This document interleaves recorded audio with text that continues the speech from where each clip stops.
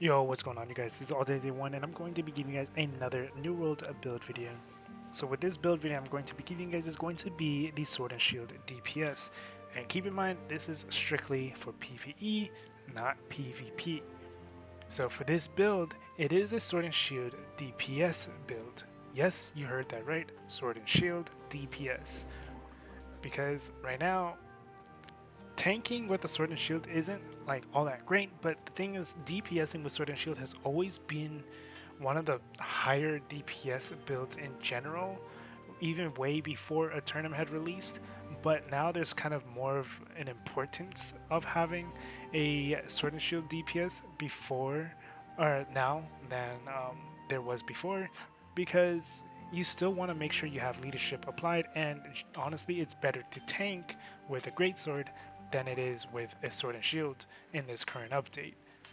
So Sword and Shield, the reason why Sword and Shield is just very good to have is because of the fact that it applies Empower, Rends, and it also has a pretty high DPS uptime in comparison to other weapons. Now, Rapier is still going to be obviously a lot higher DPS than the Sword and Shield, and the Spear is pretty high up there, but I think the Sword and Shield is still technically a higher DPS gain than another Spear. So let's go ahead and take a look at the build. So we're going to go ahead and take a look at the stat splits. So as you can see, I am 308, 234, and 25. I don't have any food buffs going, but if I did, it would be 350 strength and 234 strength, or dex, and 25 int. Now, if you have the wizard's hat, you'll end up going for 50 int, and I believe it's 250 dex and 350 strength. I'm pretty sure somewhere around there or relatively close. With the wizard hat, you would want to have the 50 int, but if you don't have that and you're running featherweight like I am, 25 int with 350 strength and as much dex as you can get is where you're going to end up being. You're not going to go for the 5% cooldown from focus, and you're not going for any con. Now, if you are a new DPS in terms of spear and you're not comfortable with playing 5 con, even with featherweight, you can get rid of the intelligence and put 25 int or the 25 con on instead. And if you feel like it's still not enough, then just go up to 50 con and lower the amount of dexterity you have. The reason why you want to make sure you still keep the strength node is because on the final hit of your melee attacks and your abilities, it deals 10% more damage, which is very, very, very good, especially for swords, because sword scales higher on more strength than it does dex. Now for the weapon tree for Sword and Shield, this is generally what it's going to look like. Pretty much every single point except for your last point, which I ended up putting in recuperation, is what matters. So you do need to have Upheaval maxed out, you want to have Warning Blade maxed out, get the same exact passives, and you also have to make sure you have leadership. And then you're just going to go in Defender, go straight down here, and just get the 2 points here, Defender's Resolve and Final Countdown. Final Countdown is very important for this because when you're light and you're using a round shield, whenever you use the Defender's Resolve, you're gaining 20% base damage increase while Defender's Resolve is active, which allows you to do even more DPS. So you would use Defender's Resolve first, and then apply Whirling Blade. So you would just hit the enemy with Whirling Blade so it applies the bleed because you're using Butcher.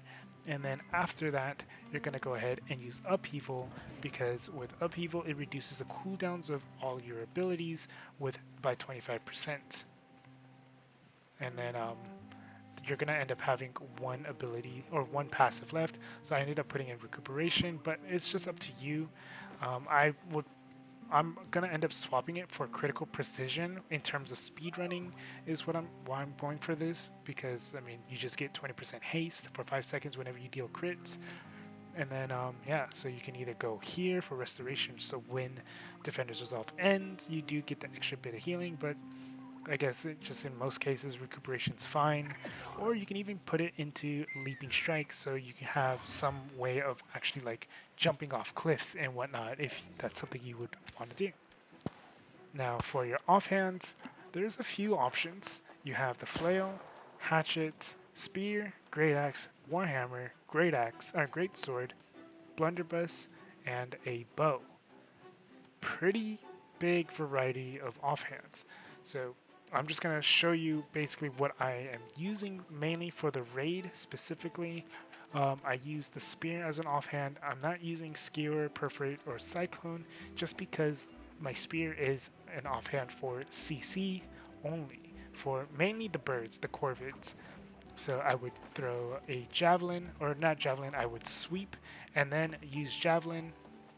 No, I would use javelin then sweep. Sorry, I would use javelin on the bird so it knocks them down, and while it's knocked down, I go up to it, sweep it, and then once it's swept, I use a vault kick so it reduces the cooldown on my skills, and then just constantly keep it CC'd. The reason why this is a very good build in terms of an offhand spear is because those birds need to be constantly CC'd so they don't fly away. Again, this is more specifically for speedrun wise. Otherwise, I wouldn't really worry too much about having a sword and shield, a spear build as your offhand. Obviously, you wouldn't run skewer or perforate necessarily. Perforate you could, but skewer you wouldn't because of the fact that you would lose the empower. And generally, you will end up having a main spear user anyway, so these two perks won't really be needed if you're using spear as an offhand. Great Axe is very good to have, so you can use this exact tree as well, like I pretty much use in all my builds that utilize the Great Axe. You're not really ever going to use charge. Sometimes you can swap charge in over Reap or something just to move a little faster and then switch it back, but again, that's speedrun tech. You're generally going to use Reap, Maelstrom, and Gravity Well. But with Reap, make sure you do not take that last passive because it's going to give you that extra animation in swinging. It's good for PvP, but PvE, you don't want that at all. Execute's terrible, and so is Whirlwind. And then you have the Flail. I'm not using this in PvP, but I am going to just say that it is pretty nice to have. The reason why I like Flail as an offhand as well for Sword and Shield is because you can apply debuffs or buffs. So you can apply Fortify and the Vortex. You wouldn't go Barrage, but instead you would go Arcane Eruption so you can extend the duration of debuffs. And then I'm using Greatsword for the raid as well. I don't think I am anymore, but when I did use it, this is pretty much how my setup was for my offhand. And you would basically swap between either Rupture or Calamity Counter. And then for the final boss, I run Bow, so I use Poison Shot, Explosive Arrow, and Pen Shot. I don't want to be stuck in animation for long, and those are the 3 quickest animations for the Bow. Rapid Shot is nice, but it's still like Bow is just not a high DPS weapon at all. So being stuck in animation with Rapid Shot, plus it is the longest animation skill in the game. So you don't want to be stuck in this because that's just a lot less DPS output. Rain of Arrows can be quick to use as well, but I just use Pen Shot because it's just stronger, and for the flowers it's a lot nicer and can actually hit the flowers, whereas Rain of Arrows cannot. And that's pretty much it. I don't really use the blunderbuss that much, but it's the same tree. Musket, I don't really use it either for this build. I do use hatchet sometimes, mainly for the hatchet throw, and yeah, that's pretty much it for the weapon tree.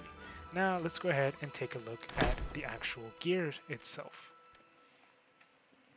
So as you can see, for my gear, I have Upheaval or Contagious Upheaval, Enchanted Ward, and Health. This is probably the most important perk to have in terms of the Sword and Shield's weapon perks, is Contagious Upheaval, not necessarily because of the transfer of the active debuffs, which does work, in fact, in PvE, but I'm not going to spoil any more than that, but it does work in PvE. But Enchanted Ward is definitely the best option, or the best perk to have on your gear as well, because it's just straight up damage reduction. The reason why you also want to have Contagious Upheaval is because it applies 11% more damage for Upheaval.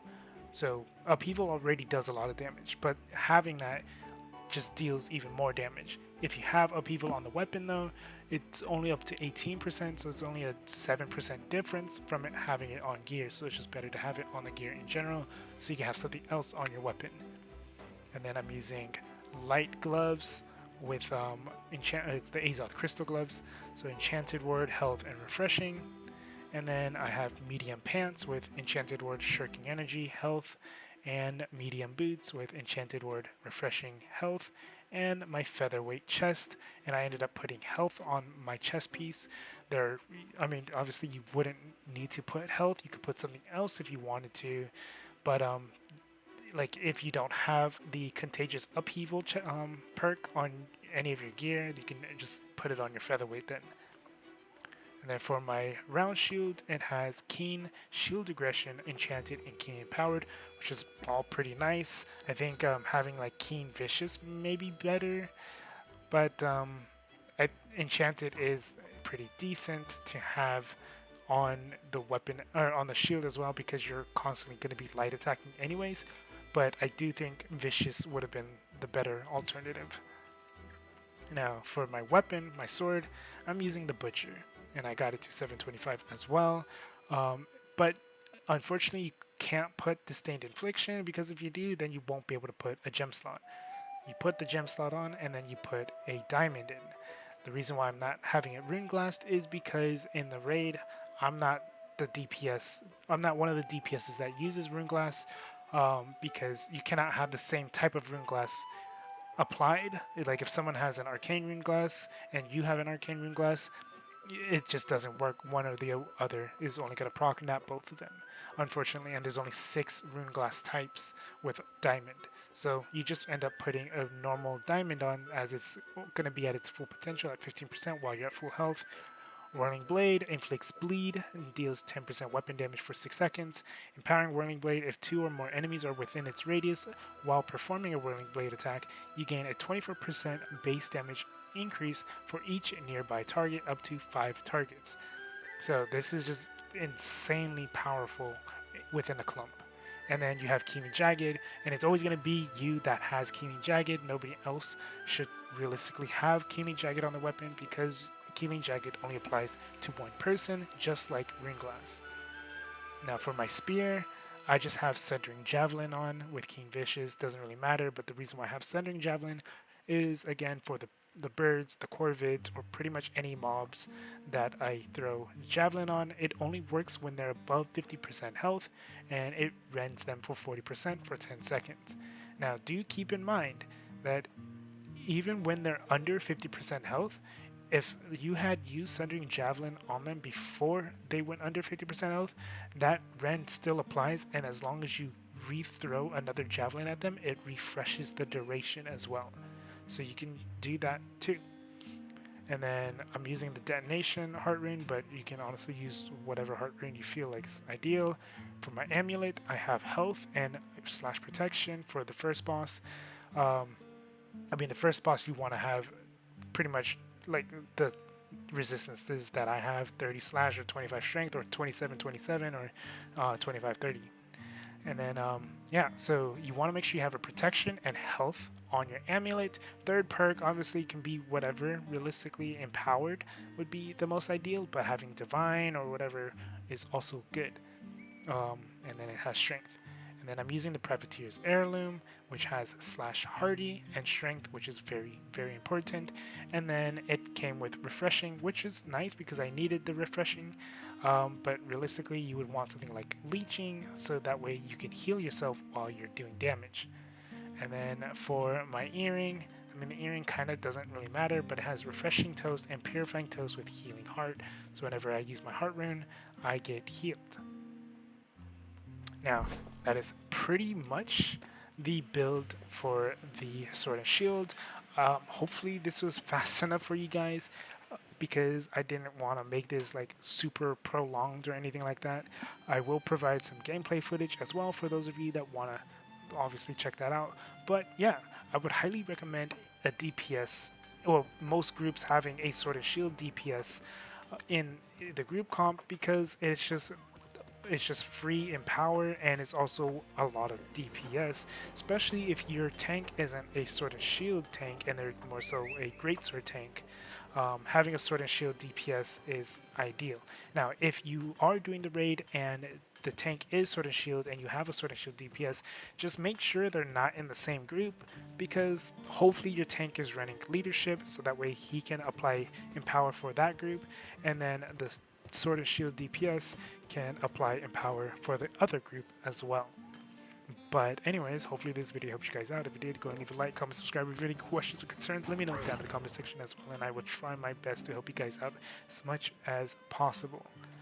And yeah, that's pretty much it. Have a good day, good night, peace.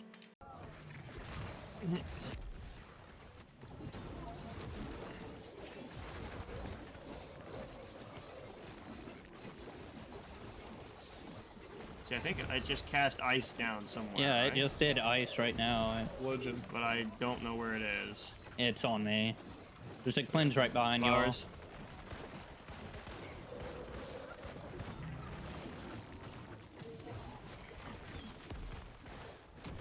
Watch out, You gorilla. have a gorilla. I'm taunting him now. There's a two cleanse spiders. behind y'all on the Two tail. spiders. Taunting the other spider now. Sleeping on Is the it sleep. cleansed? We're asleep.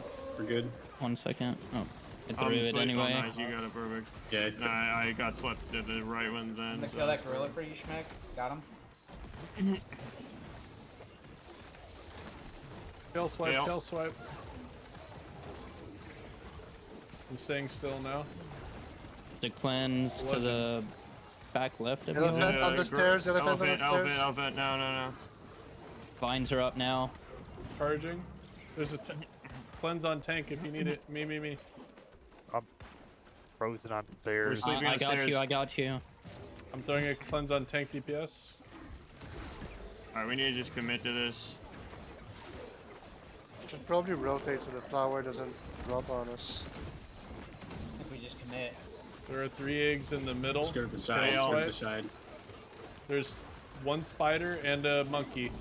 Charging. Just commit. Shit. Everything's Yeah, just taunted commit. now. Full Just commit on follow her, boss. follow her. I got all the mobs. Just commit to boss. I think that's doable. Nice. So Worst case, something else. we just get a cleanse in, like, there, like in the middle of